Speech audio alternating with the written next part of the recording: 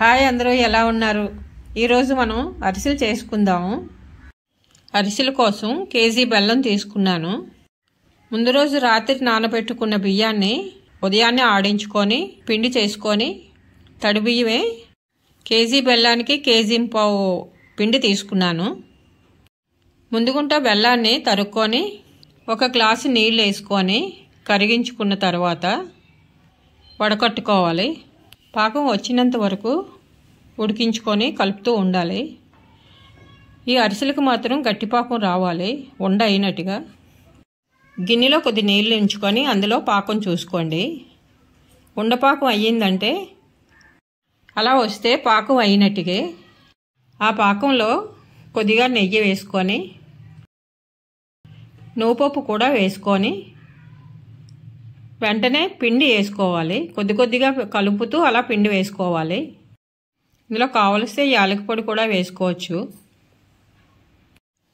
KG బెల్లానికి KG పావు పిండి పడింది, కానీ పిండి మాత్రం కొద్దిగా ఎక్స్ట్రా ఉంచుకోవాలి.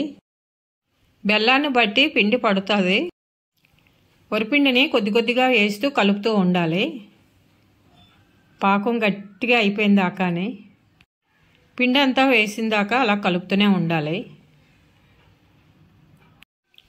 మన పాకుండ్లు ఎలా చేసుకున్నామో అలాగే ఇది కూడాని. పాకమే కొద్ది గట్టి పాకం రావాలి అరిసెలకి. పాకుండ్లకి కొద్ది లేత పాకంని బాగా కలుపుకున్న తర్వాత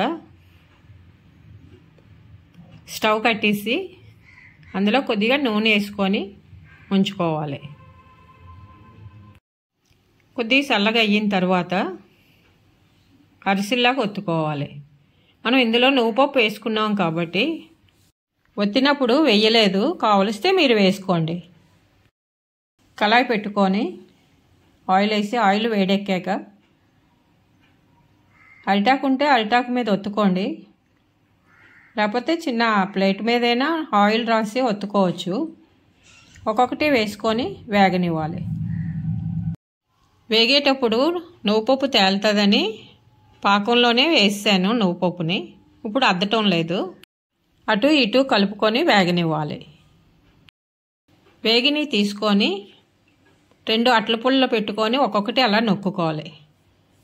అరిసెలు చేసుకునే అవి ఉంటే వాటితో నొక్కివచ్చు, లేకపోతే ఇలా అయినా ట్రై చేయండి. ఆ రకంగా అన్నీ చేసుకుంటే అరిసెలు రెడీ. మీరు చేసుకొని ఎలా వచ్చాయో కామెంట్ చేయండి.